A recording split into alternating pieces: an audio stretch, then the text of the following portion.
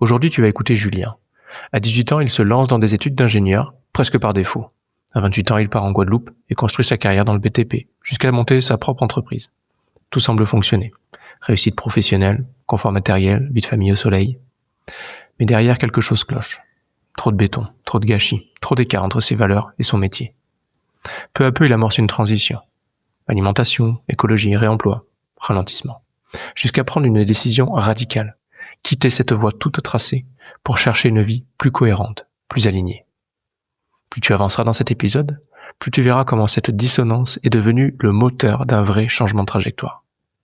Bienvenue dans la série Transition. Alors aujourd'hui, je reçois Julien Gian. Bonjour Julien. Bonjour Cédric. Merci d'avoir accepté mon invitation. J'avais très envie de t'écouter et de partager au plus grand nombre ton expérience et ton parcours. Parce que tu as un parcours qu'on voit souvent en fait, qui est un parcours de transition professionnelle, peut-être personnelle aussi, tu me diras, tu vas nous expliquer ça, et qui t'a amené à changer de métier en profondeur et même à inventer en quelque sorte ton métier, un métier, j'ai l'impression qu'il te plaît. Alors je vais garder un petit peu de suspense.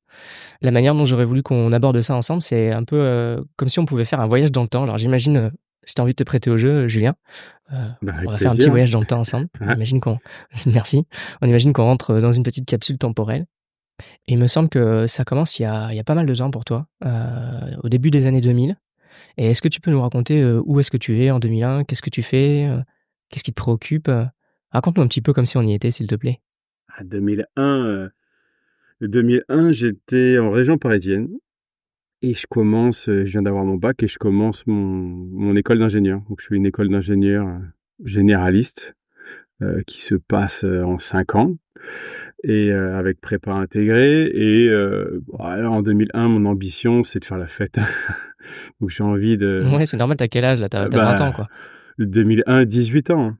18 ans, Ouais, ouais, ouais, c'est normal. ouais, donc on quitte le lycée, on a envie de faire la fête et on se lance dans des études d'ingénieur parce que j'avais quand même des facilités en maths, physique, c'est peut-être les seules matières où j'avais des facilités, donc on m'a poussé un petit peu à aller faire des études scientifiques, donc je suis parti là-dedans, sans trop savoir ce que je fais, tu vois? Je fais école généraliste parce que j'ai pas besoin de choisir et c'est un peu ce qui a dicté, ma vie, c'est d'essayer de faire un peu de tout, tu vois? Ouais, ça me parle bien, ça me parle très bien. Donc je commence comme ça l'école, on découvre des nouveaux copains, on découvre, des nouveaux enseignements, une nouvelle manière de travailler, puis ouais, c'est des belles années. Franchement, c'est des belles années. Donc cette période, elle arrive à sa fin. Il y a un moment où, bah, en fait, ça devient de plus en plus difficile de trouver des nouvelles études à faire pour continuer et esquiver, la voie, la professionnalisation et la vie active. Alors, comment ça se dessine pour toi à ce moment-là? Bah, le parcours de cette école, il est quand même assez bien fait, où en fait, on nous fait choisir au fur et à mesure des dominantes. C'est une école de quel, excuse-moi, je t'ai coupé, mais c'est une école, j'aurais dû te demander plus tôt. C'est, q quoi comme, quel sujet, en fait, quel thème? Bah, école école généraliste, Généraliste, ouais. elle a pas une couleur particulière? Du tout? Non, pas de couleur, donc on passe 2 3 années à faire vraiment un peu de tout, des matières scientifiques principalement et après en troisième année, tu commences à te spécialiser, avec une dominante soit mécanique, soit informatique. Donc là, ils coupent la promotion en 2.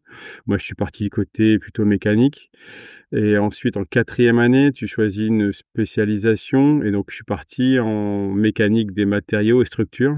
Et c'est ce qui se rapprochait le plus du bâtiment, en fait. Tu avais déjà une envie d'aller vers le bâtiment? Pas du tout, Ah ouais. pas du tout. Ça s'est ça s'est fait avec du réseau. C'est-à-dire que j'avais un pote, de la promo qui avait déjà fait un stage dans une boîte du BTP du coin et il me dit: «Bah, écoute, moi, c'est pas mon truc, mais je suis tombé sur des gens super, ils ont fait un parcours pour les stagiaires qui était agréable. Enfin voilà, il était respecté. Il a dit: «Bah, si tu veux, je leur parle de toi» et moi je dis: «Ouais, le bâtiment, OK, bah, pourquoi pas?» et puis en fait, c'était plutôt bien payé pour un stage à l'époque où, les stages étaient pas payés. Mais, donc du coup, moi, il y avait cette partie pécuniaire qui m'intéressait et pourquoi pas découvrir quelque chose. Donc je suis parti comme ça, c'était un chez GTM Bâtiment à l'époque. D'accord. et j'ai fait 4 mois de stage. C'était pas forcément une réussite, mais ça m'a au moins permis de voir que c'était dans le bâtiment que je voulais, travailler. D'accord, ça t'a donné quand même cet élément-là et oui, parce que ton premier boulot derrière, il a enchaîné sur ça? Ouais, parce qu'après j'ai refait un deuxième stage, dans une 2e boîte qui est de Mathieu Hébard et là, j'ai été accueilli, comme qu'un membre de la famille et ils m'ont embauché, tout de suite après le stage à la fin des études. Ils m'ont embauché comme ingénieur travaux, pour suivre des chantiers tout corps d'état. Donc on avait, les maçons, gros œuvres en production propre et tout le reste en suivi de travaux et donc ça m'a permis, de développer mes capacités de coordination de travaux, et puis d'apprentissage d'équipe, quoi. D'accord. Donc ça, j'ai fait ça, ouais, pendant 6 ans. Ouais, ça s'est bien passé et tu me disais en préparant un petit peu, l'enregistrement qu'il y a quand même eu à partir de 2012, il y a eu une expérience, un peu plus, originale qui est arrivée dans ton parcours professionnel? En fait, et 2011, en gros, ça s'est décidé en 2011, mais j'ai 28 ans, je suis célibataire, j'ai des copains qui commencent à se marier, je commence à avoir un réseau qui commence à rester un peu fermé et donc on toujours en bonne entente avec tous les copains, mais je sens qu'il me manque quelque chose et puis je passe toutes mes vacances, tu vois, à l'étranger.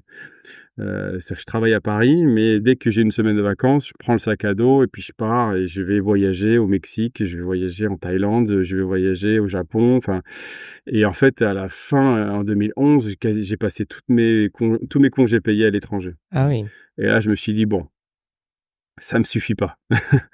Ça me suffit pas, je rencontre en fait, à chaque fois que je bouge à l'étranger, je rencontre des Français qui vivent là-bas et là, je me dis: «Bon, c'est peut-être ton tour, quoi». Moi qui suis resté à Paris toute ma vie, je dis: «C'est peut-être ton tour» et donc je commence à l'époque, il y avait, les chasseurs de tête qui t'appelaient tous les jours, quoi. d'accord. Dans le secteur de la construction, ça embauchait beaucoup.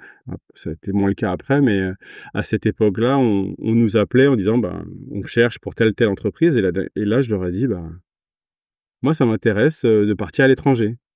«OK, on a des mecs qui peuvent vous trouver du boulot à l'étranger», donc, on a tout de suite vu que je parlais pas anglais, tu vois? Donc ils m'ont dit: «Bah, pourquoi pas partir dans les DOM-TOM», tu vois?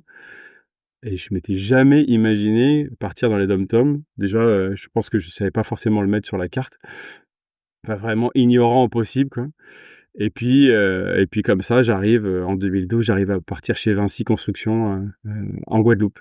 En Guadeloupe, hein?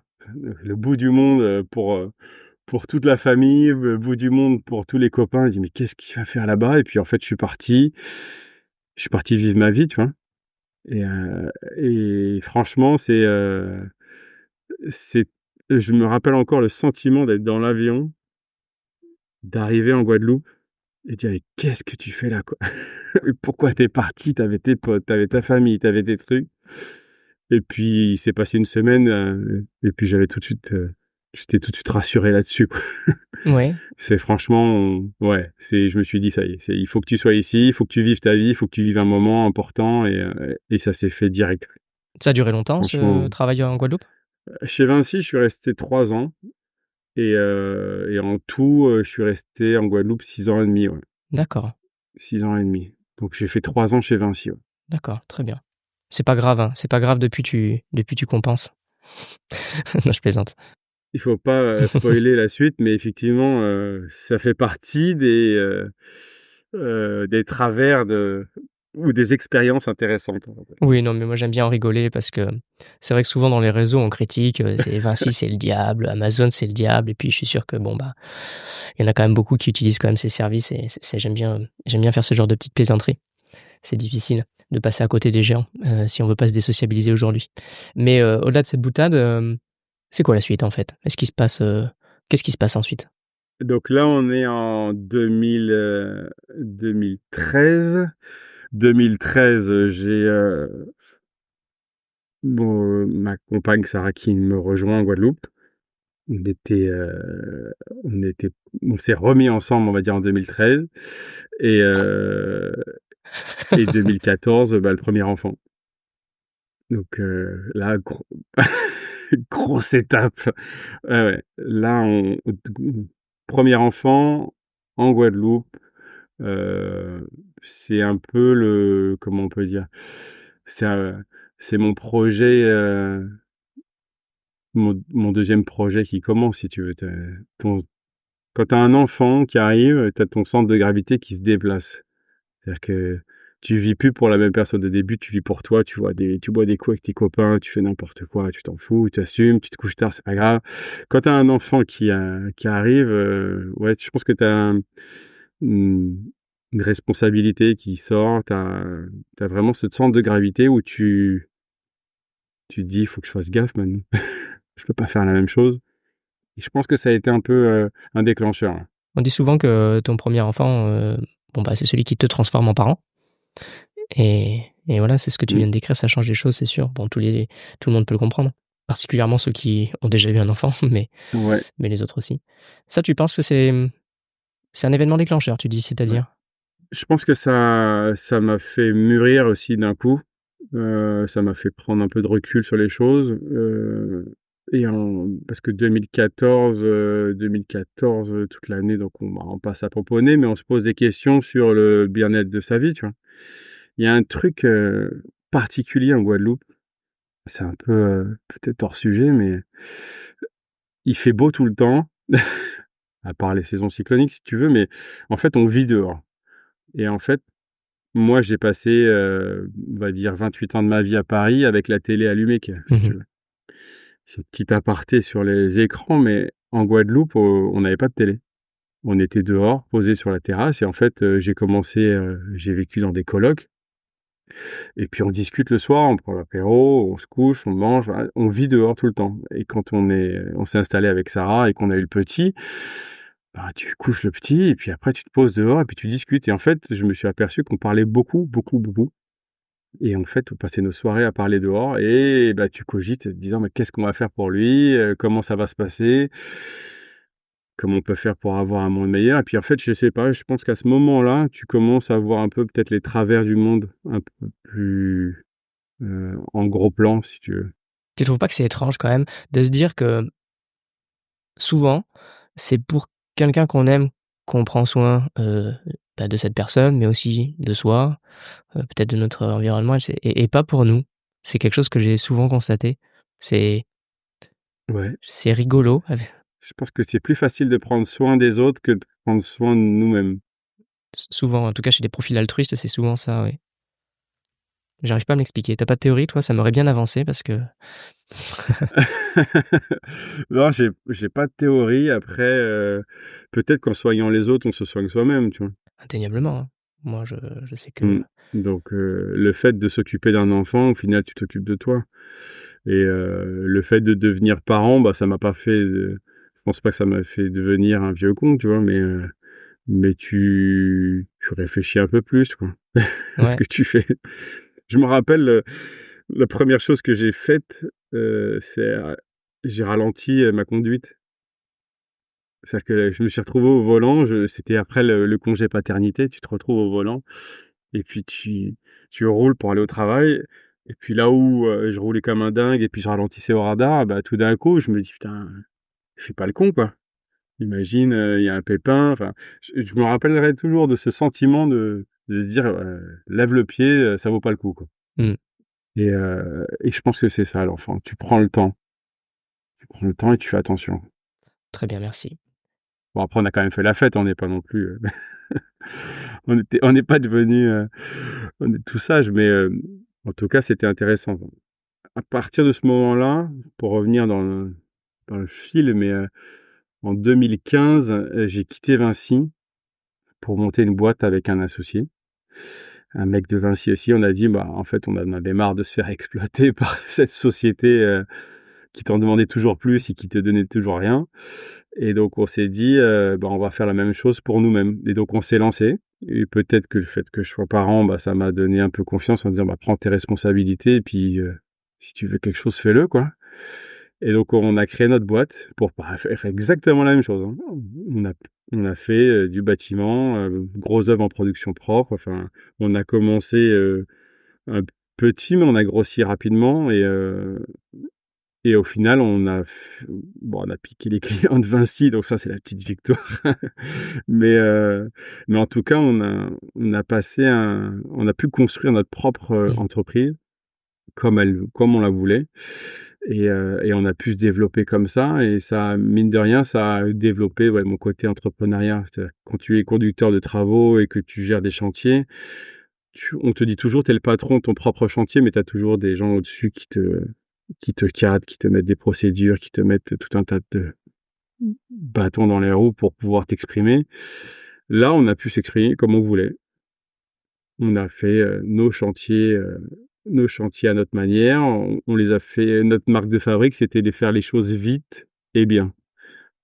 Bon, tu te doutes bien que c'était vite, bien et forcément c'est cher parce que vite, bien et pas cher, ça n'existe pas, mais malheureusement, mais en tout cas, on avait notre marque de fabrique, c'était de respecter le délai qui était assez rare dans le bâtiment Oui, c'est assez rare en et de effet. faire les choses, qualitativement et donc comme ça a super bien marché. On avait à l'époque, on avait un rythme de vie qui était quand même aisé, c'est-à-dire qu'on était cadre en Guadeloupe, c'est-à-dire que tu as des primes de vie chères, ils te payent le billet d'avion pour rentrer voir, ta famille. Enfin, on avait un niveau de vie qui était vraiment chouette. C'était très satisfaisant.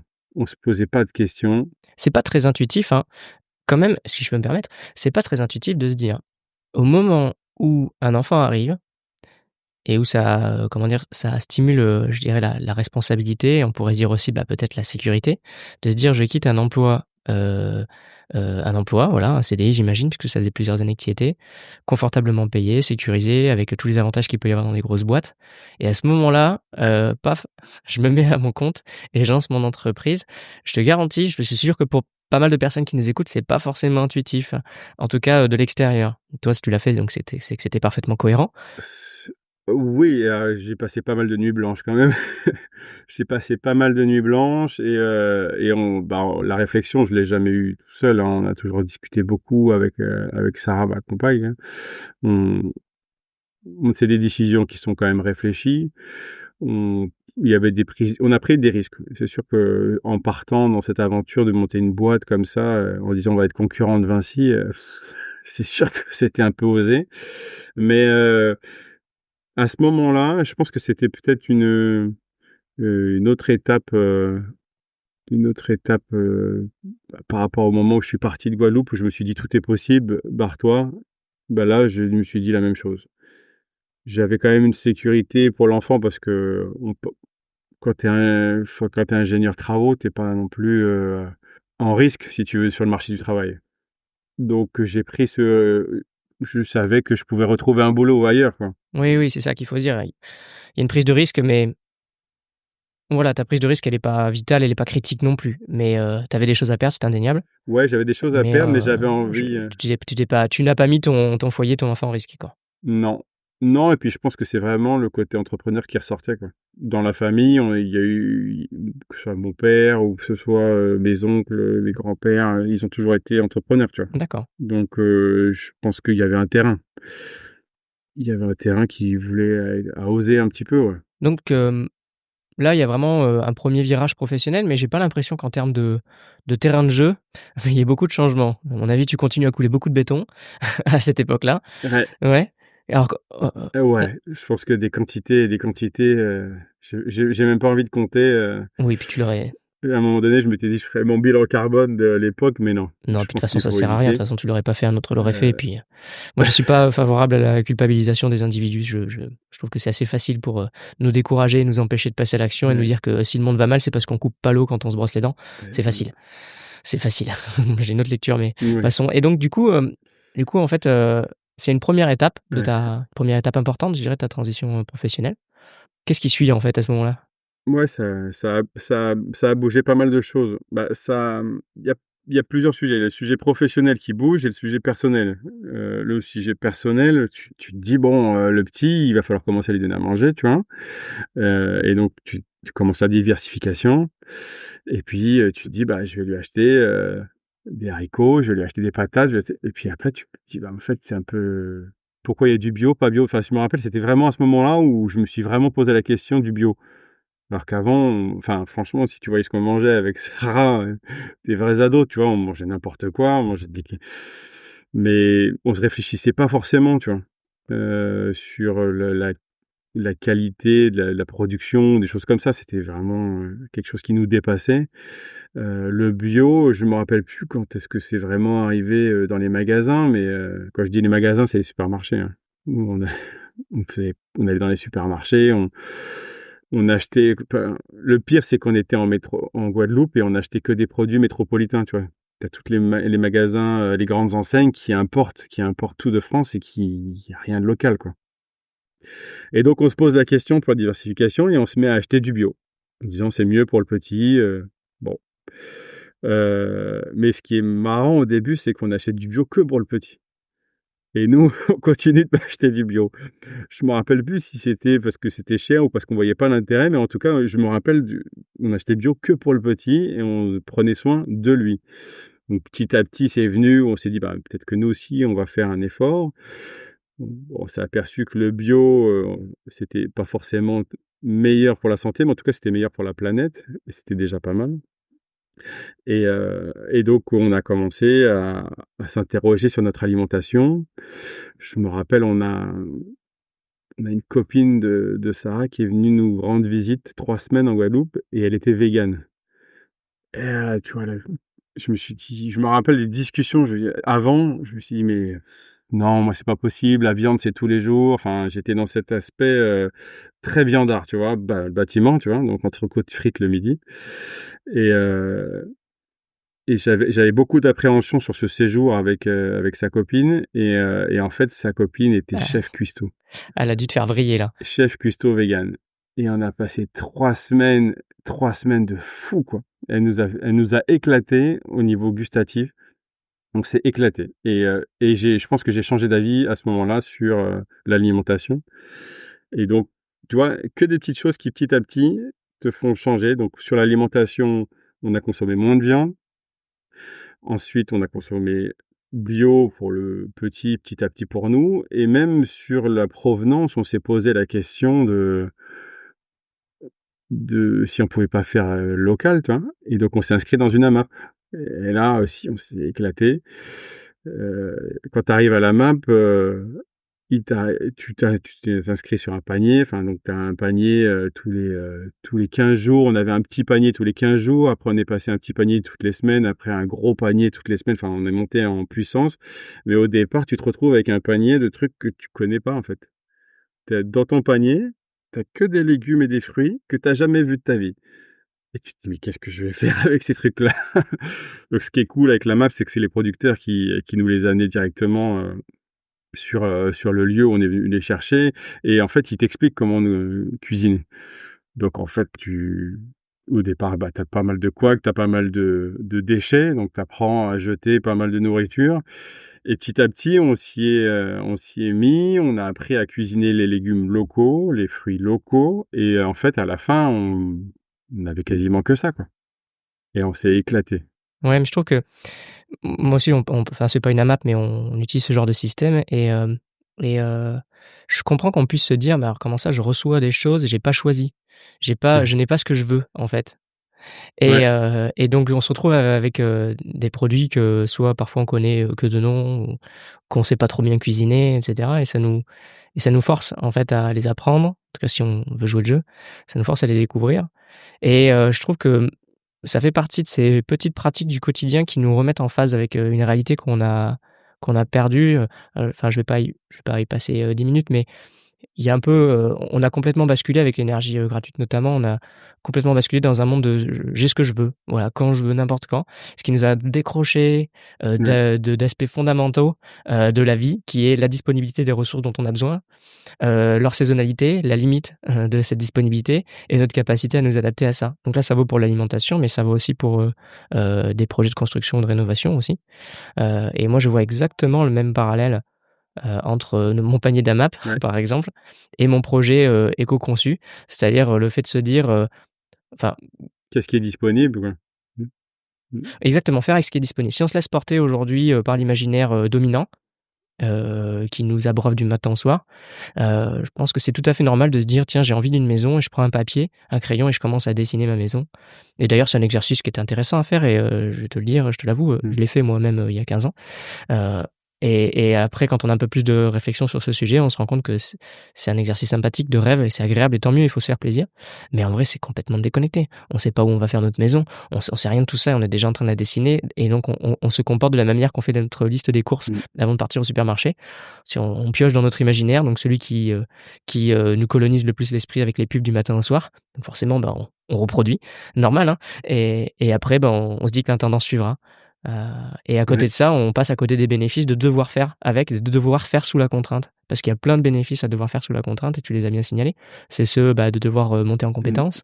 Et puis j'ai coutume de dire, enfin je pense que des gens plus célèbres ont dû le dire avant moi, que la contrainte, c'est vraiment le ferment de la créativité. C'est la contrainte, les limites, c'est ça qui te force et qui te pousse à être créatif. Parce qu'une feuille blanche, c'est dur en fait de faire quelque chose de créatif avec une feuille blanche. Ah ouais, moi ça m'angoisse. Ouais, exactement. La feuille blanche m'angoisse beaucoup. Bon, c'était un détour, mais à ce moment-là, quand même, je me dis que tu dois commencer à être un petit peu en dissonance entre tes problématiques privées et ce que tu fais professionnellement. Ça doit commencer à être inconfortable là. Ouais, je pense que c'est 3 ans, hein, 2015, 2018 où ça chamboule un peu tout dans ma tête, tu vois? Donc on commence à mieux manger, à se poser des questions sur pourquoi les magasins sont remplis de framboises, alors que c'est pas la saison en hiver et qu'on les a en Guadeloupe fraîches, tu vois? On se pose la question, on agit un petit peu. C'est pas que se poser des questions, tu vois? On a acheté notre première maison et on a fait installer une cuve de récupération d'eau de pluie. Alors certes, on avait une piscine, donc tu vois, c'est un peu, la contradiction, c'est-à-dire que tu te permets d'avoir une piscine, mais tu dis: «Ouais, mais je la remplis avec de l'eau de pluie», donc c'est déjà pas mal.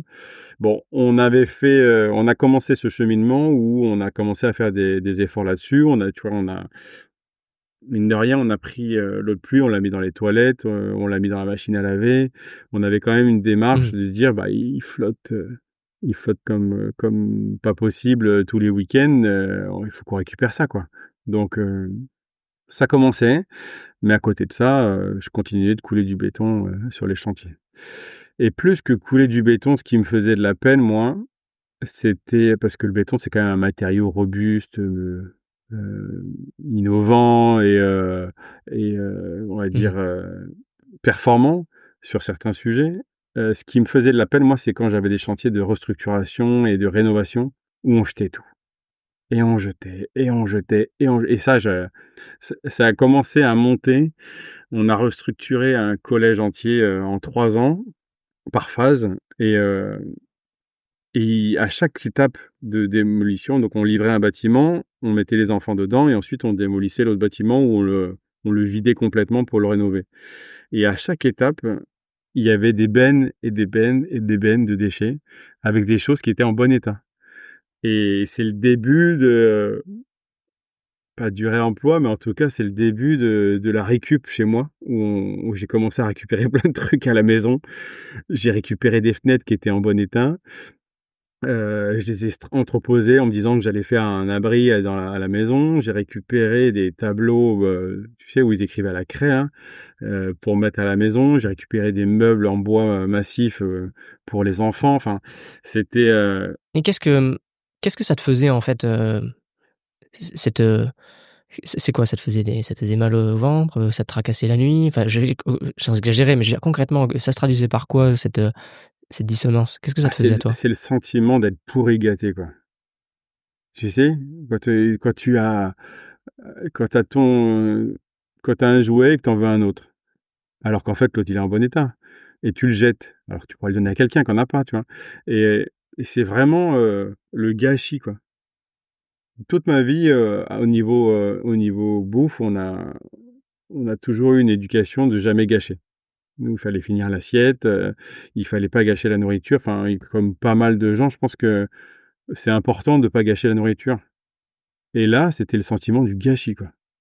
Je dis: «Mais c'est encore en bon état». Surtout qu'on va reposer, des choses qui étaient similaires des fois, que c'était juste esthétiquement qui était pas bon, quoi. C'était même pas performant, au niveau de la performance. Donc c'était vraiment, surprenant. On faisait des choses super, tu vois? On faisait du confortement parasismique. Mmh. Ça peut paraître un peu, compliqué, mais en gros, on confortait les ouvrages qui étaient pas aux normes sismiques à l'époque et donc on faisait en sorte que ça résiste, au séisme. Donc ça, c'était chouette. Tu te dis: «Bon, bah, tu préserves le bâti». Mais à côté de ça, on vidait tout à l'intérieur et on mettait du lino, tout neuf qui sentait bien, quoi. Qui sentait bon les COV Bien le neuf. pour les gamins toute la Voilà, c'est journée. ça. Tu te dis: «Ah». Eh oui. Donc là, la grosse tension là, là professionnellement ça commence à être un peu compliqué, Ouais, une telle dissonance. ouais. Grosse tension au niveau du boulot en disant: «Bah, en fait, on fait un peu n'importe quoi». Donc surtout qu'on faisait des bâtiments béton et métal à 100. Enfin, le bois, ça n'existait pas. Enfin, les matériaux biosourcés, j'en avais jamais entendu parler. Et donc, prise de conscience au niveau du boulot, prise de conscience au niveau nourriture, prise de conscience au niveau de l'avion, parce que mine de rien, je faisais quand même 3 allers-retours par an, Guadeloupe, métropole. C'était pour moi, c'était le prix à payer, si tu veux, pour pouvoir vivre au paradis, tu vois? On revenait à Noël, fêter Noël avec les parents et on revenait l'été un petit peu et puis moi, j'avais toujours un salon ou un rendez-vous professionnel où je faisais un aller-retour des fois le week-end. Mmh. Tu faisais aller-retour pour 2 jours. Tu te tapes, je sais plus 14 000 kilomètres juste pour 2 jours. Donc ça a commencé ça a commencé sérieusement à bouillonner et en parallèle, ben, on a, des tensions qui se font avec mon associé sur notre vision du boulot et puis sur le financier. Enfin, c'était on a commencé tout petit, on a grossi très rapidement donc tu sais quand tu fais un contrat, en général, tu prévois le pire, mais tu prévois pas forcément le mieux et nous, c'est un peu ce qu'on a raté, c'est-à-dire qu'on a prévu si jamais ça se pétait la tronche que comment on se répartissait, enfin, qui était responsable de quoi à ce moment-là, mais on n'avait pas prévu si ça marchait vraiment bien. Et bah, c'est ce qui s'est passé, ça s'est marché vraiment bien et c'était pas forcément égal entre nous 2 et donc on s'est fâchés et puis je pense que ça a été utile pour moi parce qu'il fallait que j'en finisse, quoi. Voilà, on avait envie, de se mettre un peu au vert. Donc tu sais, quand tu es dans une spirale positive, tout va bien, que là, j'étais dans une spirale négative où voilà, ça n'allait pas, le travail, ça n'allait pas, mon empreinte, environnementale n'allait pas, enfin voilà, il y avait rien qui allait, donc on a dit: «Bah, on arrête». Carrément. Ça allait trop bien du Il coup y a on pas de arrête. temps à discuter, mais ouais, on a dit: «On arrête, on va pas, tu sais qu'il faut pas non plus se rendre malade», moi j'allais au travail la boule au ventre, non, j'avais pas envie. Donc on a un projet qui mûrit avec ça, c'est de partir 1 an à la campagne. Tu sais, quand tu en ça fait 6 ans et demi qu'on est en Guadeloupe, il y a pas de saison là-bas. C'est soit il fait toujours chaud, tu vois? C'est soit il fait beau, soit il pleut, mais il fait toujours chaud. Donc tu es en t-shirt toute l'année, tu es en short, le week-end, il y a pas de problème. Mais et c'est con, mais il te manque un peu le froid, il te manque, l'automne, il te manque, ces choses-là D'accord, ça te manquait ça. et donc ouais, ça nous manquait et donc on fantasme sur une année sabbatique, à la campagne. Peut-être le repos aussi? Donc ça a plu. Est-ce que tu avais besoin de repos à ce moment-là? Non, franchement, Alors pourquoi une année dire sabbatique? que, pour D'accord. profiter des enfants. Ah parce qu'entre temps, il y en a un deuxième qui est né. Il y en a en 2017, il y en a un deuxième qui est né et heu et j'ai le sentiment de pas avoir vu, grandir mon premier. Mmh. C'est-à-dire que moi je travaillais, je partais à 6h30 le matin et je revenais, il était 9h30, 10h des fois. Ah oui, donc c'est clair, tu l'as pas vu, les Ouais premières années. et le week-end par contre, il fallait que je me repose donc c'était un peu axé sur mon repos et donc c'était pas forcément, chouette. Peut-être que c'était pas très chouette pour Sarah non plus, je sais pas comment vous étiez parce que ça c'est personnel, le principal c'est que tout le monde soit d'accord, mais Ben, après, c'est que l'avantage en Guadeloupe, c'est qu'en 5 minutes, tu es à la plage et donc tu es dépaysé. Enfin, même tu vois, le week-end, on allait, passer une après-midi à la plage, c'est mmh, vraiment, tu te détends, quoi. Tu tu je sais pas si c'est la mer ou quoi qui fait ça, mais tu te détends. À l'époque, c'est moi qui avais le travail et Sarah, elle avait toute la charge mentale de la famille, si tu veux. Donc, elle avait des associations, elle avait des projets, elle a repassé des diplômes, à distance, mais en fait, elle s'occupait du petit, toute la journée. donc toi tu te dis, «Oh, j'ai pas vu assez grandir mon premier, j'ai le deuxième qui arrive, mon boulot est en dissonance, avec, Ouais. mes envies, enfin, il y a un problème, faisons un break, profitons de ça», presque pour rattraper un petit peu le temps perdu, Ouais. pas tant pour se reposer et ça dure 1 an et là je crois qu'on arrive en quelle année là? Donc là, c'est 2000, donc on est rentré en 2018, 2018-2019, on a fait une année donc de sabbatique, si tu veux, dans la Sarthe, donc à la campagne, Ah, c'est bien, vous aviez vraiment retrouvé des vrais campagne automnes, des vrais hivers, profond. ça a dû vous changer de la Guadeloupe. Ah ouais, ouais, ouais, on a eu froid et tout, on a remis nos doudounes de quand on était au lycée, enfin c'était génial, quoi. Et on a passé ça dans un village de 600 habitants. On a inscrit les petits à l'école du village, on allait en vélo, enfin. Et là, je profite de ce moment pour, faire une slow life, tu vois? Mais tranquille. J'amène les enfants à l'école, on fait à manger, on se met à faire des confitures parce qu'il y avait des arbres fruitiers dans le jardin. On se met à faire des confitures, tu sais, on se met à faire, du bricolage. Je commence à regarder des trucs en palette, je démonte mes premières palettes, enfin des trucs comme ça. Et on fait du potager, on apprend à redécouvrir les saisons, et franchement, j'en garde un très, très bon souvenir. Mais je sais que je pense à la suite.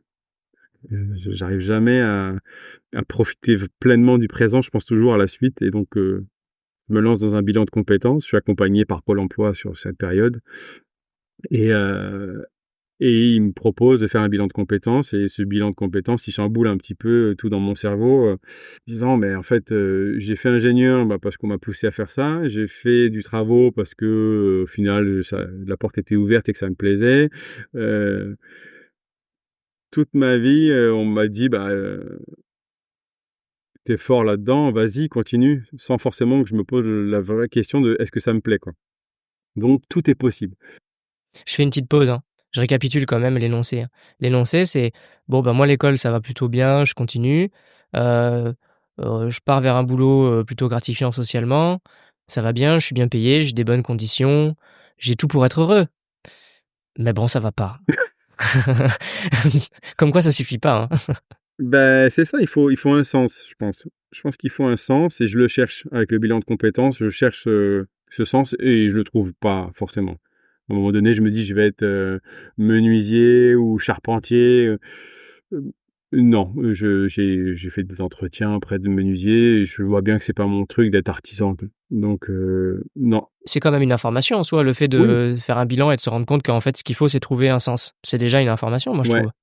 Il faut trouver un sens, mais cette période-là, tu te poses quand même pas vachement de questions en disant: «Mais qu'est-ce que je vais faire?» Ça fait quand même on arrive à fin 2019, tu te dis: «Ça fait un an que je fais rien». C'est très difficile pour moi d'assumer, mes allocations chômage. Oui, et au niveau de ta famille, ton entourage, Ils me l'ont peut-être pas forcément fait ressentir, mais ils se demandent, «Bon alors, tu avances dans le travail, tu as des pistes?» Non, non, toujours pas. Je continue d'amener mon fils en vélo et puis de profiter du potager. c'est bien parce qu'il y a, il y a des gens qui doivent en plus, supporter, un regard un peu réprobateur de leurs proches. Enfin les proches peuvent vraiment te tirer par le fond, même quand ils veulent bien faire en fait, parce qu'ils ont une certaine vision des choses. Et enfin moi Ouais, j'avais l'habitude d'entendre des gens qui ont dû, passer outre le regard de leur famille, bah, pour s'émanciper, hein. Donc c'est au moins tu as pas été alourdi ouais. par ça. Non, ça c'est vrai. Je pense que on était à la campagne et moi, ma famille, elle est sur Paris, en région parisienne, donc on les voyait pas forcément tout le temps. Mais c'est surtout qu'ils étaient tellement contents qu'on soit revenus de Guadeloupe, du bout du monde, qu'en fait, je pense que ça masquait tout, quoi. Ils étaient tellement contents de nous revoir, on se voyait tous les mois, tous les 2 mois, tu vois? Et donc ils étaient trop contents. Ils ont profité de leurs petits-enfants, enfin mes parents, ils ont profité de leurs petits-enfants, ils ont profité de leur fils qui était revenu, donc ouais, c'est pas de il y avait pas de sujet. Donc là ça Ouais, dure un an quand même, ça dure 1 an. et là on entre, j'ai envie de dire, dans la dernière grande phase de Ouais, transformation, celle de la concrétisation. ouais, parce qu'au départ, on avait quand même Qu'est-ce qui se au passe? départ, on s'était quand même dit avec Sarah qu'on rentrerait en Guadeloupe, hein. On avait dit: «On fait une année sabbatique et on revient». Et moi, je Ah m'étais d'accord. dit: «On fait une année sabbatique et au pire, je monte une boîte ou je travaille chez un concurrent», enfin, mais on avait même laissé nos affaires là-bas, si tu veux. Ah oui. C'est-à-dire qu'on avait, ah ouais, on avait laissé dans un garde-meuble toutes nos affaires, on était revenus pour une année et au final, on s'est dit, ben, à la fin de cette année, on s'est dit: «On reste». Ouais, on reste en métropole. On a besoin du soutien familial pour les enfants qui commencent à grandir et on a besoin de les faire garder. Et puis, on avait l'impression d'avoir fait le tour aussi. Et le fait de revenir, ça faisait peut-être un peu réchauffer, donc on n'avait plus trop, envie de revenir. Et donc, heu et donc on décide de s'installer en Charente-Maritime, près de la mer quand même, pour essayer de garder un contact avec l'océan, tu vois? Et pas trop loin de Paris, pas trop loin des copains qui sont dans le sud-ouest, donc c'était un bon compromis. On s'installe en Charente-Maritime et là, il se passe un truc. On revient en Guadeloupe chercher nos affaires. On passe une semaine en Guadeloupe et je rencontre une architecte, qui est, une copine d'un copain. On se fait un apéro et puis on rencontre cette fille et heu et elle commence à me parler de construction de paille. Je dis: «De quoi tu parles?» Elle dit: «Si, ça pourrait peut-être t'intéresser et tout». En plus, à l'époque, j'avais les cheveux qui commençaient à pousser, tu vois? Et donc, elle a dû se dire: il y a un créneau» et et elle commence à me parler de construction de paille et là, elle me dit: «Bah, tu devrais essayer, il y a des chantiers participatifs qui existent, ça peut peut-être t'intéresser». Et je dis: «Chantier participatif, c'est quoi?» Elle me dit: «Bah, tu travailles bénévolement pour des gens». Je dis: «Moi, je vais travailler bénévolement. Je vais pas travailler gratos pour les gens, ça va pas». Elle dit: «Si, si, ça va voir, c'est convivial et tout» et elle me parle, la discussion elle dure 10 minutes, hein. C'est vraiment, et elle me parle de boîte mobile, elle me parle de Twiza et moi je me rappelle très bien, je m'envoie un mail à ce moment-là et je m'envoie un mail avec marqué boîte mobile et Twiza et je m'envoie un propre mail pour être sûr de m'en rappeler en rentrant Elle a semé une graine, ça y est. et elle a semé une graine et ça c'était au mois de mai et puis en 2019, on s'installe en Charente-Maritime et en septembre, je tourne un petit peu en rond, tu vois? On a fini le déménagement, je tourne en rond et je me pose des questions des chantiers participatifs. Et Sarah, elle me dit: «Mais vas-y, lance-toi». J'ai dit: «Beh non, mais je vais pas te laisser les 2 enfants pendant une semaine, c'est tout, c'est compliqué». Elle me dit: «Si, si, vas-y, fais-le». Et là, je m'inscris 3 chantiers participatifs direct en octobre. J'en fais 2 avec Botte Mobile et j'en fais un avec Twiza et puis là, c'est la révélation, ouais. Voilà, c'est la révélation, découverte, un monde différent, un monde biosourcé. C'est, c'est à ce moment-là où je me dis: Je vais vivre dans une maison en paille». Direct. Le confort, ouais, direct. Le confort que j'ai eu en rentrant on a eu l'occasion sur un chantier participatif de visiter une maison de paille qui était finie juste à côté et en rentrant, je me dis: «Mais le cocon que ça fait», enfin, tu vois?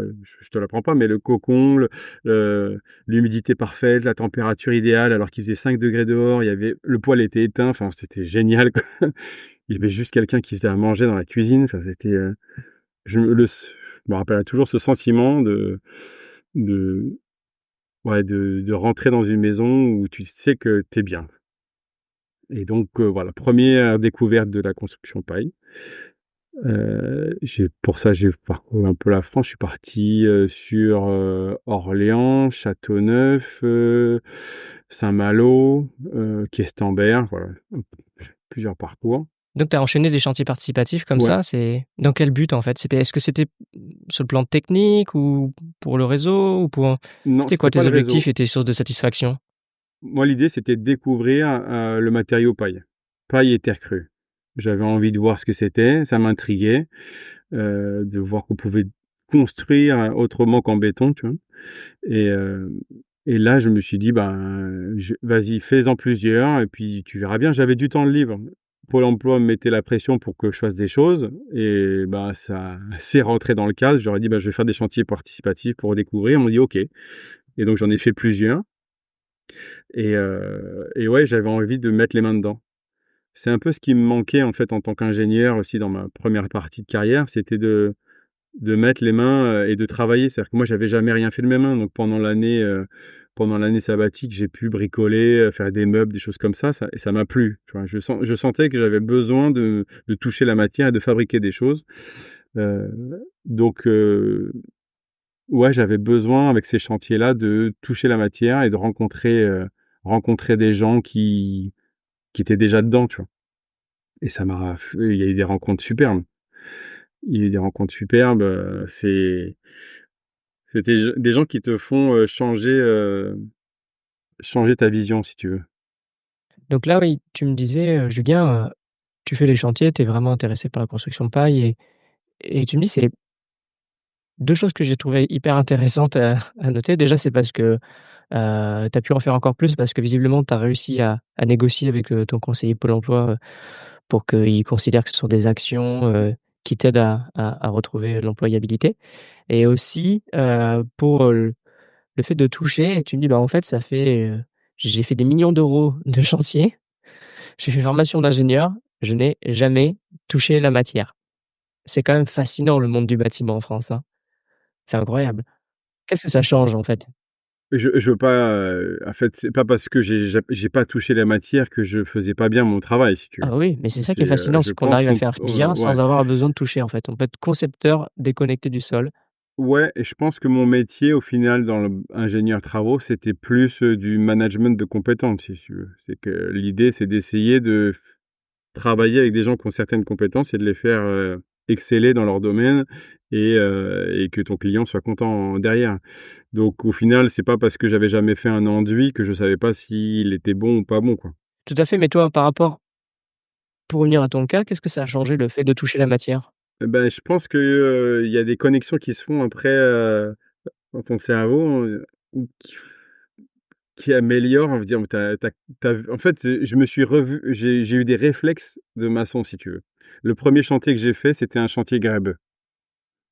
Grèbe, paille en grèbe et je me suis vu talocher, enfin manier la truelle si tu veux, manier le mélange comme ont fait, tous mes compagnons pendant, 12 ans si tu veux. Je les ai vus faire pendant 12 ans et je me suis aperçu que j'avais le geste et que je prenais du plaisir en plus à le faire. Parce qu'il y avait un automatisme alors que je l'avais jamais fait de ma vie, tu vois? Mais, j'ai tout de suite, réussi à le faire. Et j'ai apprécié, cette étape en fait de travailler avec ton corps plutôt que travailler avec ta tête. Et je sais pas, je pense que ça permet de t'épanouir un peu mieux, de toucher les choses. C'est vraiment quelque chose qui me manquait moi. Et puis terre crue, autant le grèbe, je il y avait du ciment et de la chaux dedans, donc on avait des gants, on avait des masques. Ça m'a pas forcément, plu, on va dire. J'étais content d'avoir mes réflexes de maçon et qu'ils soient arrivés, mais ça m'a pas forcément plu. Autant mon premier chantier terre crue, là, le fait de faire les choses à main nue et que ça soit, sain et agréable, là, pour moi, il y avait tout qui était, tout le combo, quoi. C'était performant, c'était agréable, c'était physique, donc du coup, tu avais une satisfaction personnelle à avoir fait un effort physique pour faire quelque chose et en plus, tu prenais du plaisir. Enfin, c'est vraiment le combo gagnant, quoi. Paille plus terre crue, pour moi, c'était combo gagnant. Et puis moi, ce que j'adore avec, avec le chantier, ce que j'adore aussi, c'est le par rapport, je dirais, en opposition avec l'ordinateur, je dirais, c'est la fin de la journée, tu te retournes et il y a quelque chose qui est là, qui était pas là ce matin, c'est incontestable, c'est Ouais. matériel, en fait et il y a pas de sujet, en fait. Alors que le soir, tu coupes ton ordinateur et en fait, bah, tu regardes et puis, bah, c'est exactement comme c'était ce matin. C'est ça. Il s'est passé des choses, hein, d'accord? Je suis le 1er à considérer qu'on peut faire des choses, utiles et impactantes avec, un ordinateur. Mais je crois qu'il se passe quelque chose dans la tête où, il y a une gratification que tu as Mmh. pas, en fait et que tu as à nouveau avec la Ouais. matière. Ah ouais, ouais, c'est ça. Mais bon, donc tu fais plein de chantiers participatifs, qu'est-ce qui se passe après alors? Bah, donc on est toujours, ouais, 2019, on amorce 2020. Il y a des rencontres. Comme je te dis, il y a des rencontres où sur les chantiers, j'ai fait notamment un chantier chez, Aymeric Prigent, qui travaillait chez Accorpaille à l'époque et j'ai rencontré, Gabriel Martinez qui était au RFCP, au Réseau français de la construction paille et quand tu passes une semaine avec ces gars-là, tu ressors la tête, pleine d'étoiles, quoi. C'est impressionnant. Donc j'avais envie d'explorer un peu plus ce milieu. Je fais un Avec Sarah, on a envie on le projet germe de vouloir construire notre maison. Enfin, de vouloir acheter une maison, on va dire. On veut s'installer, on est bien en Charente-Maritime, ça fait quelques mois qu'on est là. On se dit, bon, bah, on va mettre on va mettre ce temps à profit et puis on va commencer à soit rénover, soit construire quelque chose, quoi. Au départ, c'était rénover. Et donc, je me rends sur un salon, je crois que c'était novembre 2019. Je me rends sur un salon et je rencontre un salon d'éco-construction et je rencontre Eddy Fruchard. Alors, Eddy Fruchard, c'est un des pionniers, je pense, de la paille et il a un bagot qui fait que j'absorbe ses paroles pendant toute la conférence. Ce gars nous parle de paille. Et en fait, ce qui m'a plu, c'est qu'il parlait de matériaux qui, pour moi, étaient peut-être un peu babacool, si tu veux, la paille et la terre. Et il en parlait comme un scientifique avec, il parlait de perspirance, il parlait d'étanchéité à l'air, il parlait de technique et ça m'a accroché direct. Je me suis dit: «Mais en fait, c'est pas parce que c'est de la paille et que ça vient du champ que tu peux pas faire quelque chose de technique et de performant avec» et là, ça m'a plu encore plus. Donc j'ai discuté avec lui, je lui ai dit que j'étais intéressé pour construire ma maison. Il m'a dit: «Bah, j'imagine que tu veux tailler ta charpente toi-même», tu vois? Ah non, mais pourquoi pas en fait, et donc il a mis une graine aussi lui, tu vois? Où moi je m'étais dit: «Je vais retaper quelque chose et puis je vais essayer de faire quelque chose un peu propre et puis pourquoi pas, faire quelque chose en paille» et tout d'un coup il m'a dit: «Bah, tu peux peut-être faire tout de A à Z». Et alors on a réfléchi et avec Sarah on s'est dit: «Bah, ouais, carrément». J'avais pas de projet professionnel encore, hein, parce que je me cherchais toujours.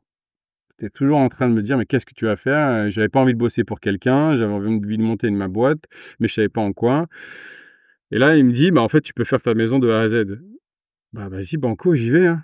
Donc là, on se dit: «Bah, allez, on se donne 2 ans et demi pour faire la maison et puis on fait tout». Alors, je te coupe un petit peu parce que comment, matériellement, on fait pour être, libre et pour pouvoir manger, heu et financer un chantier? Enfin, comment tu as fait toi? Parce qu'il y a plein de manières différentes, en se disant: «Je vais faire une autoconstruction complète qui, si c'est une petite maison et qu'on est très, très bon et qu'on fait ça à 100 peut peut-être être faite en 2 ans et demi». Voilà, Bah, financièrement, j'étais encore à Pôle emploi, donc j'étais encore, d'accord. avec les allocations. Il y a eu la période covid aussi, à ce peu près à ce moment-là. Mais ça se prévoit pas? Non, non, non, ça se prévoit pas, mais c'était à peu près au même moment. Non, c'était un peu avant, pardon. Je me mélange. Mais donc, en gros, nous, on se lance en disant: «On a les allocations chômage pendant encore quelques temps» et j'ai travaillé chez Vinci, DomTom. Donc il y a un petit pécule derrière quand même. Oui, donc tu arrives On avec avait des notre économies, tu as ouais, quand même, un capital, ouais, et ça se passe comme on a ça, des donc économies pour vivre et puis on se dit que Sarah va recommencer à travailler. toi, tu C'est-à-dire restes focus sur la que maison. ouais, moi je suis focus sur la maison et Sarah recommence à travailler. Et alors là, je vais faire une intervention pour les rabat-joie qui peuvent nous écouter et dire: «Oui, c'est facile, alors comme ça on utilise le chômage pour faire notre maison, alors que le chômage c'est pour retrouver un emploi». Je voudrais quand même spécifier un truc, c'est que, le but de la recherche d'emploi, c'est d'augmenter son employabilité, c'est-à-dire, qu'est-ce qu'on a envie de faire, qu'est-ce qu'on sait faire, et que je peux garantir quelque chose, c'est que tous les gens qui utilisent leur temps de chômage entre 2 recherches d'emploi pour faire des chantiers participatifs ou pour faire leur maison, ils sont en formation continue, ils sont en train d'étendre leur réseau Oui, et clairement, ils augmentent leur employabilité. Et toi, dans ton cas, on va pouvoir, peut-être commencer à avancer, plus précisément sur, enfin, tu le savais pas, mais en fait, cette maison, c'est devenu presque ta maison témoin pour ce qui est devenu ton activité derrière, même si c'était pas le plan c'est initialement. ça. Ouais et puis après, j'avais accumulé, les allocations, chômage, mais j'ai quitté Pôle emploi, au premier été de la construction. Toi, j'ai commencé en février et 6 mois après, j'assumais pas de construire ma maison et d'avoir les allocations. En plus. Du coup, j'ai quitté Pôle emploi. Ouais, il me restait encore quelques mois, je sais plus 2 3 mois à toucher et en fait, il y avait une grosse pression du conseiller pour que je trouve un boulot et que je voulais pas lui mentir en disant: «Oui, oui, je cherche», alors que je cherchais pas. Donc du coup, j'ai pas eu, Pôle emploi pendant pendant tous les travaux, juste pendant les 6 premiers mois, tu vois? De toute façon, c'est pas Par possible, hein. contre Je veux dire, Pôle emploi, ça dure 12 à ouais, 18 mois maximum. Une maison, c'est plus longtemps. ouais, donc c'est ça mais j'avais, à l'époque des allocations Pôle emploi qui me permettaient d'avoir des économies derrière et heu et pendant Pôle emploi, juste avant la maison, j'ai quand même fait toutes les formations possibles et imaginables que pouvait me payer, Pôle emploi et ils m'ont accompagné, ils m'ont payé la formation ProPaille Mmh. parce que je savais déjà, début 2020 que la paille ferait partie de ma vie pro et puis je savais que ça aiderait aussi à faire la maison, mais c'est pas forcément obligatoire, mais en tout cas, c'était un plus. Donc j'ai fait la ProPaille, j'ai fait une formation réemploi des matériaux dans la construction et j'y reviendrai, et j'ai fait une formation terre crue aussi. Donc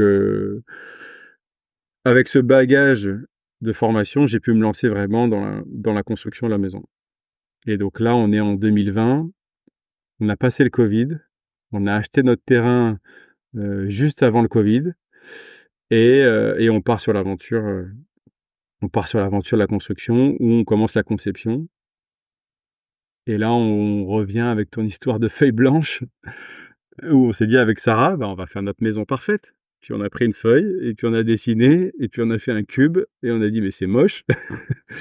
Et donc on a convenu rapidement qu'il fallait qu'on passe par une archi qui nous a, accompagnés dans cette, conception de maison. C'était une archi, Anne-Claire Paris, elle a fait la Propa, elle est au RFCP aussi. On voulait quelqu'un qui connaisse la paille pour faire notre maison et on s'est fait accompagner d'Eddy Fruchard aussi pour la conception, pour avoir tous les détails techniques. Donc voilà, on rentre là dans le vif du sujet où on a construit notre maison, on a fait les plans de notre maison avec des gens qui savaient et pas juste en autonomie. Et oui, et faire soi-même, ça veut pas dire, concevoir soi-même. Ce Ouais, sont 2 choses différentes. exactement. Non, c'est très bien. Je pense que c'est une des conditions, du succès. Enfin, j'en suis sûr. C'est une des conditions du succès, de surtout pas croire qu'on peut tout faire, y compris, toute la conception, soi-même. Donc c'est bien, c'est intelligent.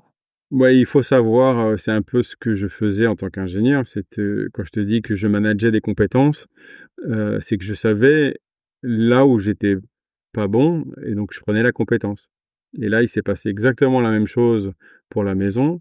Je savais ce que je savais faire moi en tant qu'ingénieur travaux. Je savais ce que je pouvais faire potentiellement en tant que en tant que personne, au niveau de la construction. Je savais que je pouvais monter en compétence pour la fabrication, si tu veux, de la maison. Mais il y avait des choses où, bah, je savais que je pouvais pas et il fallait que j'aille chercher la compétence. Donc j'ai été chercher la compétence d'une archi. On a été chercher la compétence d'une archi. On a été chercher la compétence d'Eddy pour la conception. On a été prendre un bureau d'études thermiques qui nous a modélisé la maison, heu comme, de façon avec on l'a modélisé de façon thermique dynamique Ouais, une parce solution qu'on voulait une simulation maison thermique dynamique. bioclimatique. Mmh. Ouais, D'accord. on voulait une maison bioclimatique et heu et en fait, on a pu prendre tous ces gens-là, ils nous ont fait la conception de notre maison. C'est intelligent de se dire: «Je fais des économies en faisant moi-même, mais je réinjecte une partie de ces économies dans de la compétence, très spécifiquement, pour sécuriser mon projet». Malheureusement, souvent, la compétence, le conseil, c'est quelque chose qui est pas palpable. C'est quelque chose qui est, psychologiquement, qui a toujours un peu moins de valeur, en tout cas intuitivement, que quelque chose qui est palpable. Et malheureusement, souvent, dans les arbitrages, en préparation d'un projet, on a tendance à vouloir faire sauter, des prestations intellectuelles parce qu'on se dit: «Bon, bah, concrètement, à la fin, je veux la maison». Et alors, quand on fait faire par des professionnels, je trouve que c'est dommage, mais alors quand on fait soi-même, c'est vraiment critique, extrêmement critique de pas prendre de la compétence d'abord. Ouais, c'est sûr que quand tu payes quelqu'un, une prestation intellectuelle, tu as pas de rendu physique, toi. T'as pas un papier, t'as rien, quoi. Donc tu injectes, du financier dans de l'intelligence que tu espères, retrouver pour faire confiance aux gens, quoi. Donc faut les Ouais. rencontrer, il faut discuter avec eux, mais je pense que quand tu es conscient que tu n'as pas cette intelligence-là, bah, il faut la prendre ailleurs, hein. Et toi, du coup, tu changes de casquette puisque ton chantier se lance. Donc, Mouais, avant, tu avais fait des chantiers participatifs et maintenant, bah, tu fais ton autoconstruction et en plus, ouais. tu accueilles des participants. toi aussi. Exactement. Ouais. Bah, ouais, c'est aussi ce qui m'a donné envie de me lancer là-dedans, c'est que je me suis dit: «C'est possible de se faire entourer, avec, avec des bénévoles, en fait, qui apprennent comme moi». Donc en fait, moi, j'ai appris chez les autres et j'avais l'impression de proposer un nouveau terrain de jeu maintenant au suivant, tu vois? Et donc on a commencé notre chantier, on l'a inscrit sur Twiza très rapidement et puis on a commencé nos premiers chantiers participatifs, ouais. Bon, ça s'est On en bien a fait passé? plusieurs. Ouais, ça s'est super bien passé. On a commencé les premiers. Pareil, j'ai voulu, j'ai voulu c'est-à-dire que j'avais la connaissance de la paille, avec la formation ProPaille. J'avais de l'expérience en chantier participatif, mais de là à transcrire, le savoir à des bénévoles, je me sentais pas encore prêt. Du coup, j'ai passé une mission d'encadrement de chantier participatif à Eddy. Qui a pu nous encadrer, le la première journée en tout cas et nous lancer en fait dans le chantier et après on a fait les suivants en autonomie. On a fait pareil pour, la terre crue. On a pris, Stéphane Montagne qui est, artisan enduit, qui est entreprise à la chaux à La Rochelle. On l'a pris une semaine pour encadrer le premier chantier participatif et nous et nous lancer dans le projet, quoi. Mais au moins il a mis en place, les procédures, l'état de terre, les et cetera, le mélange, on a pu se faire aider. J'avais une formation terre crue, mais de là à l'enseigner à quelqu'un, c'était autre chose. Donc on a pris cet accompagnement-là et après, ben, pour tous les autres chantiers, on s'est débrouillé en autonomie parce qu'on était lancés, si tu veux. Ouais, Mais mais c'est bien, ça vous a lancé. ouais, je regrette pas du tout cet investissement, si tu veux, de payer quelqu'un pour lancer la locomotive parce qu'après ça roule, quoi. Ouais, c'est ultra Et sécurisant, c'est du confort aussi parce qu'un chantier, c'est un marathon. Enfin, il y a beaucoup de ouais, gens qui font une partie de leur chantier et les gens qui font vraiment, l'intégralité ou la quasi-intégralité de leur maison, c'est rarissime, hein. De toute façon, pour tout le monde, c'est quand même de la pression, c'est de la charge mentale, c'est du travail, c'est un marathon. À notre échelle, pour nous, c'est mmh, toujours un marathon et au-delà de sécuriser le parcours, le fait d'avoir, des sachants qui nous accompagnent, en plus, c'est du confort. Ça mmh, soulage je dis souvent à des autoconstructeurs ou des autorénovateurs, en fait, il faut prendre soin de ses outils et tu es le principal de tes outils. c'est vrai, Et tu c'est as clair. l'impression quand ta visseuse elle claque, tu as Ouais, l'impression que tu es dans la mouise, mais le jour où c'est toi qui claque, là tu vas comprendre ce que c'est que ouais, d'être dans la mouise.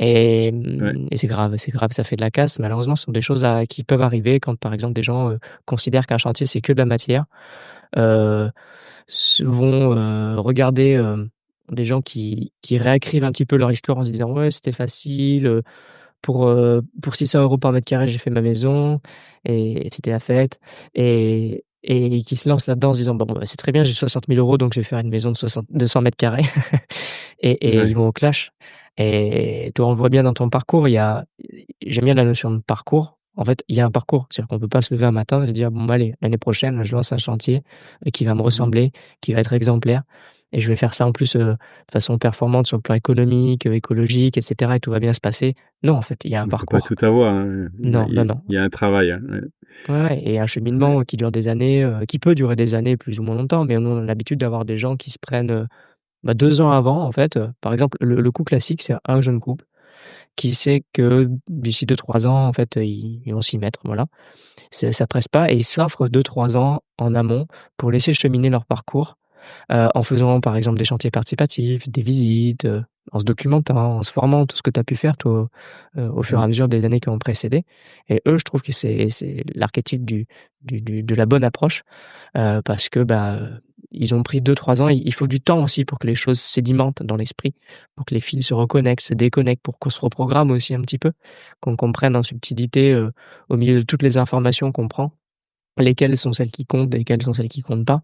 Il faut du temps, en fait et mmh, c'est ça que je trouve que ton parcours retranscrit bien aussi, c'est que les choses arrivent pas seulement parce qu'on arrive avec un capital de compétences ou des choses comme ça, elles arrivent aussi parce qu'on prend le temps de faire les choses les unes après les autres, quoi.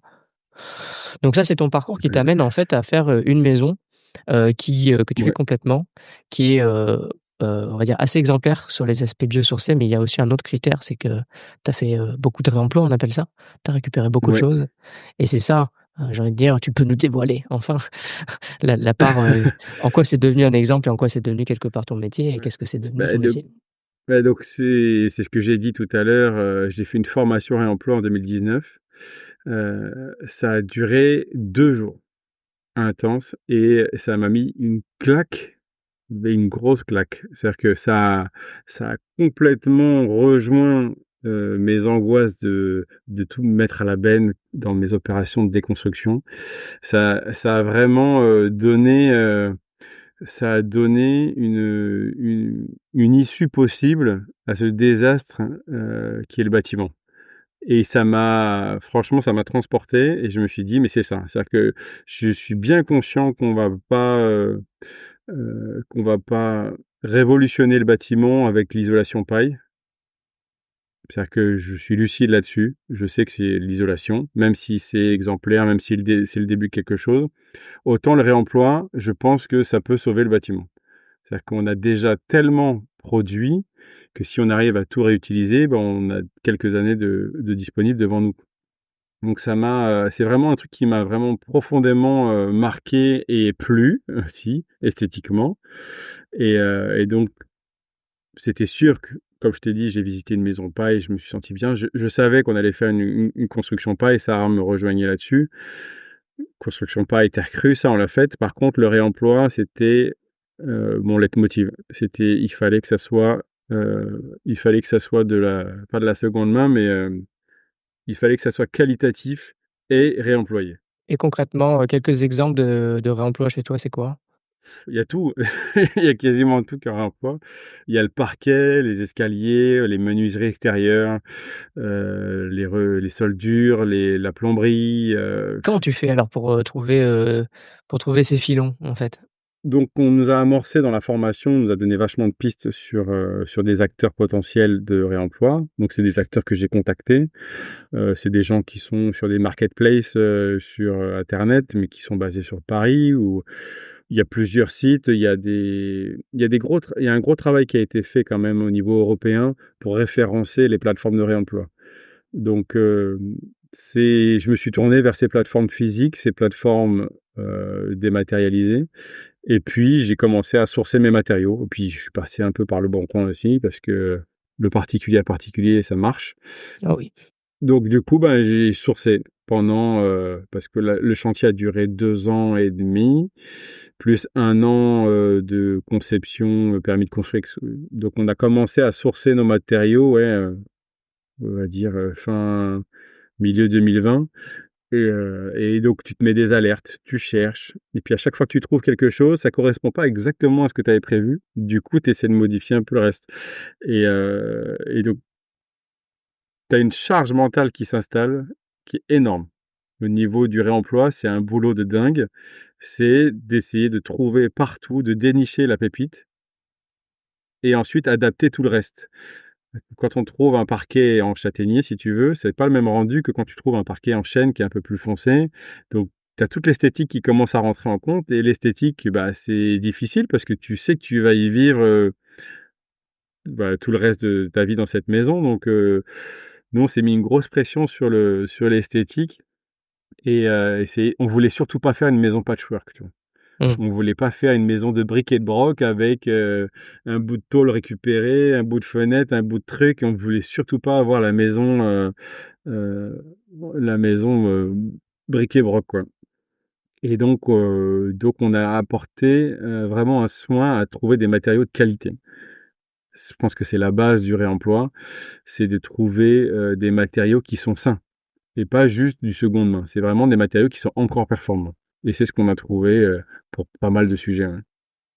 Donc du coup, quelque part, tu as fait ta maison témoin, de l'autoconstruction écologique et du réemploi et comme on dit: «Chasser, le naturel, il revient au galop». Voilà mon Julien qui recommence à créer une boîte. Alors qu'est-ce que c'est cette activité? Petit à petit, ça au fur et à mesure de la construction, tu réfléchis. Déjà, tu discutes avec tous les bénévoles qui passent sur ton chantier. Donc, tu vois, j'ai compté 46 bénévoles différents. On a eu une vingtaine de copains, une vingtaine de personnes de la famille. Donc, tu as presque 100 personnes qui sont venues passer sur la maison. Et à chaque fois, ils viennent et puis tu discutes. et qu'est-ce que tu veux faire plus tard et machin et ça te fait construire, c'est encore mieux qu'un bilan de compétences, c'est les chantiers participatifs à la maison. Parce que tu bois un coup, tu discutes et puis tu refais le monde et tu refais ta vie et les gens refont leur vie et toi tu refais ta vie. Donc en construisant comme ça, je savais que moi je voulais créer une entreprise individuelle, c'est-à-dire que je voulais être seul. Je voulais arrêter d'avoir des salariés parce que j'ai eu, ma dose, dans ma vie précédente et je voulais plus être salarié parce que je voulais, faire ce que j'avais envie. Donc je me suis décidé à monter une société et c'est ce que j'ai fait, pour le réemploi. Ben, elle est encore en construction, hein, parce que je l'ai créée en mai 2023. Pour information, on l'enregistre 1 an après. Voilà, Ouais, on est en mai 2024. donc ouais, il y a 1 an et je me dis: «Bah, je vais me lancer dans le réemploi en conseil». Parce que, je me suis aperçu qu'avec toute l'expérience que j'avais accumulée, heu, avec cette maison, j'avais quelque chose à proposer à des gens qui démarraient dans le milieu du réemploi et de l'économie circulaire. Donc j'ai voulu proposer ma compétence, on va dire en conseil, bureau d'études si tu veux Mmh. et heu et j'avais quand même envie de faire du chantier participatif. C'est-à-dire que j'avais quand même envie de garder les mains dedans et j'ai eu après c'est les rencontres, j'ai eu l'opportunité de rencontrer, grâce à Twiza, un acteur, à La Rochelle qui m'a proposé de faire un chantier participatif avec des matériaux de réemploi. Enfin, c'est surtout moi qui ai dit: «Si je le fais, c'est avec des matériaux de réemploi». Oui, voilà. Ils m'ont dit: «Pas de» c'est un peu donc j'ai organisé, mon premier chantier participatif avec des matériaux de réemploi et on a transformé un conteneur, maritime en buvette. Donc on a découpé, on a mis des portes de réemploi, on a mis du bardage de réemploi. On a fait ça, en une semaine avec des bénévoles et c'était vraiment chouette. Parce que du coup, c'était comme à la maison. C'est-à-dire Ouais, que j'étais payé pour faire la même chose qu'à la maison, c'était c'est encadrer pas des mal, hein. bénévoles, tu vois? C'est Ouais, pas c'était mal et cool. tu fais, quoi Très d'autre comme type de prestations? Qui sont tes clients et heu comment elle alors tourne c'est tout ta frais, ta hein. boîte aujourd'hui? Oui, c'est tout frais, je sais bien, oui. Mmh mh. Ouais, c'est tout frais, 1 an, donc pour l'instant, tu vois, je suis très dans l'opportunité. Mmh mh. C'est l'avantage du réseau, c'est que ça t'amène des opportunités et là, donc j'ai j'ai eu plusieurs types de prestations. J'ai fait de la présentation, de réemploi dans un campus universitaire où j'ai pu leur parler du réemploi, les méthodes, comment on cherchait des matériaux, comment on les mettait en œuvre, comment on les assurait et cetera. J'ai pu faire, de l'accompagnement sur un appel d'offres pour une rénovation de 300 logements en tant que bureau d'études économie circulaire. Donc 300 logements sociaux à rénover, tu te dis: «Il y a peut-être rien à récupérer», mais il y a toujours quelque chose à récupérer. Même Mmh. si les matériaux initiaux, sont certains il y en a beaucoup qui sont mis, c'était déjà, de la mauvaise qualité, donc c'est pas forcément réemployable. Il y a toujours des choses à récupérer, des garde-corps, des portes, des donc on a travaillé là-dessus avec les architectes, de ce projet et puis après du chantier participatif, pour un aménageur, public à La Rochelle qui crée tout un écoquartier et je suis en train de bosser avec eux à fond en ce moment sur des missions, de conseil réemploi, sourcing de matériaux. Donc je recherche les matériaux pour eux et on les met en œuvre en chantier participatif. D'accord et Ça, c'est pour, cool. parce que ta boîte elle commence évidemment, hein, et surtout une boîte innovante, c'est un peu particulier, tu peux pas suivre, un rail, prédéterminé. Tu penses un Mmh. peu à l'avenir ou tu vas suivre les opportunités et voir ce qui se comment tu définis un petit peu les choses? On verra ou tu as une ligne qui se dessine ou des envies particulières? Moi, j'aime bien les opportunités. C'est-à-dire que je pense qu'il y a pas de fumée sans feu. C'est-à-dire qu'à force de communiquer sur ce que tu aimes faire et ce qui t'anime, bah, tu as des belles opportunités qui arrivent et des fois, c'est des choses que tu as pas pensé. Donc donc on va essayer de se lancer là-dedans. Là, je travaille avec une architecte sur Orléans qui on va essayer de créer des chantiers ouverts. C'est-à-dire essayer de supprimer cette paroi de clôture entre un chantier et les futurs habitants et les riverains. Essayer d'avoir un peu plus de transparence avec, des constructions éphémères en réemploi pour pouvoir, créer du lien entre les bâtisseurs et les gens qui vont habiter dedans. Donc ça, c'est des nouveaux projets où moi, j'aurais pas eu l'idée, mais en discutant avec des gens, bah, tu te mets à rêver à différentes possibilités.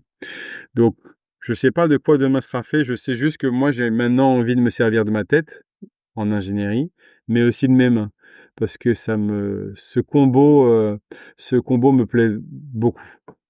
C'est essayer de faire un peu des 2, je pense que c'est très, stimulant de faire avec ses mains et avec sa tête. Donc il y aura forcément un peu des 2. OK, dis-moi, je t'avais proposé, un truc, tu me diras si tu veux, hein, mais j'ai Mmh. entendu parler de ça dans un autre podcast de Mathieu Stéphanie qui s'appelle, Génération Do It Yourself. Il fait un truc que je trouve marrant. Il propose à son invité de dire: «Bon, bah, moi, je vais me faire un café et puis, bah, je te laisse la parole pendant quelques minutes Ouais, avec plaisir. et bah, je vais Bon te laisser». café alors. Alors parler, d'un sujet qui m'intéresse,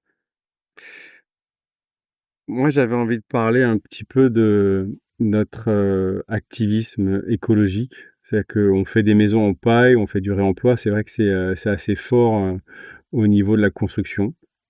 On a envie de s'engager un petit peu, dans une démarche, environnementale. On a envie de changer un peu le monde. Heu, Moi je me pose souvent la question: «Est-ce que c'est suffisant ce que je fais?» Est-ce que j'ai rattrapé, mon bilan carbone de ma vie précédente? Est-ce que j'aurais eu cette vie actuelle si j'avais pas eu cette vie précédente? Heu, je pense que je fais un peu le deuil de mon bilan carbone précédent et c'est vrai que là, j'aimerais bien, en fait, faire plus que ce que je fais actuellement au niveau environnemental et je suis beaucoup de gens comme Greenpeace, comme Camille Etienne, comme Cyril Dion, comme, des fois Jean Covici. J'essaie de m'informer un peu de ce qui pourrait nous aider à aller mieux et je signe des pétitions en ligne à tire-larigot et j'ai pas l'impression je sais pas si c'est vraiment utile ou pas. Je le fais parce que je me dis: C'est rien». Des fois, je me dis qu'il faudrait peut-être se bouger un peu plus, physiquement et des fois, je me dis que c'est ce que je fais déjà dans mon travail. Donc je en fait, c'est peut-être un peu de l'éco-anxiété que je suis en train de vous parler. C'est sûr que c'est quelque chose qui arrive malheureusement de plus en plus, où on prend la conscience de l'é on va dire de l'environnement tel qu'il est actuel. J'ai pas l'impression qu'on aille dans le bon sens, d'une manière générale. Par contre, j'ai quand même l'impression qu'il y a pas mal d'initiatives et il y a pas mal de bons gens, qui œuvrent et je les remercie déjà. Je pense que la construction d'une maison, c'est quelque chose d'assez fort, non seulement dans l'acte, de construire sa maison de manière écologique, mais peut-être aussi, dans la suite que ça va donner. Je pense que ça ne nous laisse pas indemnes de construire sa maison en paille et ça je pense pas que tout de suite après, on ait envie de partir à Dubaï pour 2 jours et puis de claquer du gasoil à gogo. Je pense que ça nous transforme et puis ça c'est communicatif. Donc j'espère que ça va faire boule de neige. On est de plus en plus nombreux, à s'imprégner de la construction écologique, je souhaite que ça continue. J'espère vraiment que ça va prendre de l'ampleur. Je pense que ça va en prendre. Mais il y a toujours un petit goût de «c'est pas assez» et j'ai l'impression qu'il faut toujours essayer de faire un peu plus que ce qu'on avait prévu initialement. C'est-à-dire que quand on se dit: «Bon, c'est bon, j'ai fait ce qu'il fallait», peut-être que c'est le moment où il faut essayer de monter une marche de plus. Voilà. Donc voilà, c'est mon sentiment actuel. J'espère qu'il sera partagé et puis que ça donnera des idées aux autres. Cédric, tu as fini ton café?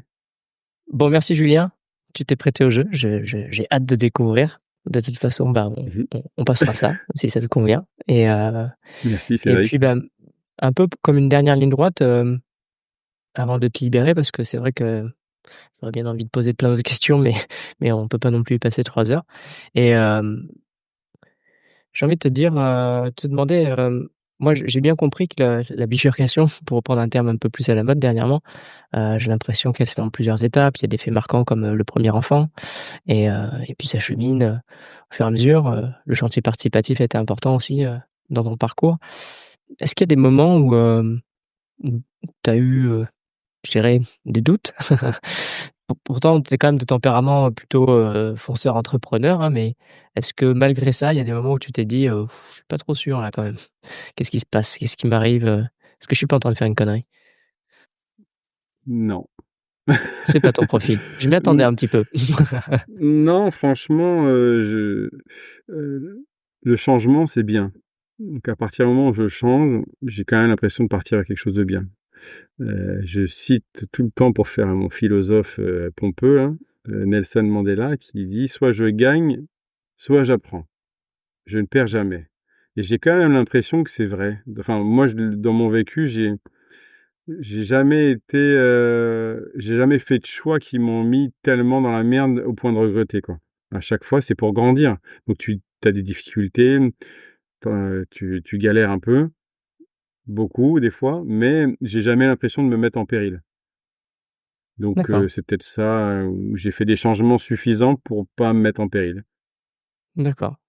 Bah, c'est bien et j'imagine que, peut-être il y a des personnes, enfin, j'imagine qu'il y a pas mal de personnes à qui tu pourrais être amené à dire, un merci ou quelque chose qui a été utile, mais pour rester un petit peu dans le thème, et est-ce qu'il y aurait peut-être une en particulier, personne à qui, tu voudrais, faire un petit, ou en tout cas nous en parler, nous faire un petit signal et nous expliquer en quoi, du point de vue de ta transition professionnelle et personnelle, cette personne, voilà, tu la remercies?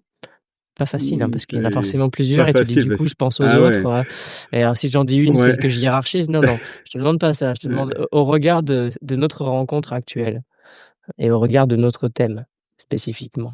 c'est sûr que, bah, la première personne qui me vient en tête, c'est forcément Sarah, qui m'accompagne dans mes délires et mes envies de changer le monde. Donc oui, forcément, c'est un truc qui se fait à 2, quoi. Donc Ouais, je crois que c'est hyper important ce que tu dis, oui. c'est important, ouais. On s'est construit, on a été bien entourés aussi pour se préserver, mine de rien. On nous a quand même dit que c'était une grosse épreuve pour le couple, la construction d'une maison et je pense qu'au final, tout est une grosse épreuve pour le couple, que ce soit, l'enfant, le premier enfant, le deuxième enfant, la construction d'une maison, quitter un boulot, c'est une épreuve pour le couple, créer un nouveau travail, c'est une épreuve pour le couple. Je pense que tout est une grosse épreuve et quand tu arrives à le surmonter, je pense qu'on peut être fiers les 2, ouais, les 2 ensemble. Donc ouais, je la remercie beaucoup et puis après je peux remercier tout le monde comme dans les Césars, tu vois? Je remercie ma Ouais, bon, on va famille, éviter je ça. remercie, et mais je est-ce que je remercierais plus, la fille que j'ai rencontrée, 10 minutes en Guadeloupe qui m'a parlé de Twiza et de bottes mobiles et de la construction paille? Je pense que j'aurais trouvé ailleurs. Si c'était pas elle, je pense que j'aurais trouvé, mais elle m'a quand même mis une puce à l'oreille, hein. Sérieux, c'est un sérieux truc, ouais. Ah, les opportunités, on dit, Donc elles sont dans l'air et il y a ceux qui savent les attraper et ceux qui les voient pas, mais mmh, elles sont dans l'air et le dernier petit exercice, que je te demande, un petit peu marrant peut-être, c'est si tu devais, rencontrer le Julien de 2001, est-ce que de tu aurais un truc à 2001? lui dire? Ouais, le Julien de 2001, tu te rappelles? Ah! De celui-là? Heu, je sais pas, je regrette pas moi. Donc je veux pas lui dire de Ah, il y a pas de changer parce que regret, sinon hein? ça veut dire que ouais, Ah! Bien sinon vu! je si je lui dis de Toi, tu as changer, je vu serais Retour pas vers comme le je suis futur, toi? actuellement. Exactement. Marty! Ouais, je j'ai pas envie de changer de peur que ça ait des grosses conséquences parce que si je lui dis: «Fais gaffe à ton bilan carbone» et ben, je pense qu'il y a d'autres choses qui seraient pas arrivées dans ma vie. Donc non, je lui dirai rien. Eh ben, c'est très Peut-être, bien, j'adore. sors plus le soir, arrête de bosser, des trucs comme ça, mais non, non, je dirai rien. D'accord. Bah, en tout cas, je te remercie beaucoup, Julien, de t'être prêté à cet exercice. Et, Merci à puis toi. bah, j'ai hâte de voir la continuation de tes aventures. De toute façon, on reste en contact, hein, parce que tu fais un peu partie aussi des intimes du réseau Twiza. On n'en a pas parlé, mais tu as rejoint la partie, le groupe des membres actifs, pas seulement comme Mmh. professionnel du réseau. C'est un vrai plaisir, tes différentes contributions. Et donc, je te remercie beaucoup de t'être donné à cet exercice Ouais. à la suite pour un prochain épisode, peut-être, dans quelques années. Bah, On verra. ouais, avec plaisir. Mais c'est vrai qu'on n'a pas parlé de membres actifs, pour moi, c'est quand même redonner du temps, à des gens qui t'ont apporté beaucoup, tu vois? C'est-à-dire que Twiza, ça t'apporte un réseau, ça t'apporte des bénévoles, ça t'apporte des coups de main, ça t'apporte des rencontres. Pour moi, c'était évident qu'il fallait que je redonne du temps, bénévolement à Twiza. Et puis là, il se passe encore autre chose où, ce temps bénévole m'amène du travail maintenant, puisqu'en tant que professionnel du réseau Twiza, il y a aussi des opportunités qui se créent. Enfin, c'est vraiment un réseau qui pour moi marche. Enfin, je sais maintenant, je suis convaincu que Twiza, c'est vraiment quelque chose de vraiment chouette, enfin qui est vraiment très chouette, ouais. Donc, ouais, je suis convaincu par le réseau pourvu que ça dure. Eh ben, on va tout faire pour, avec ton aide. Merci Julien. Merci à toi.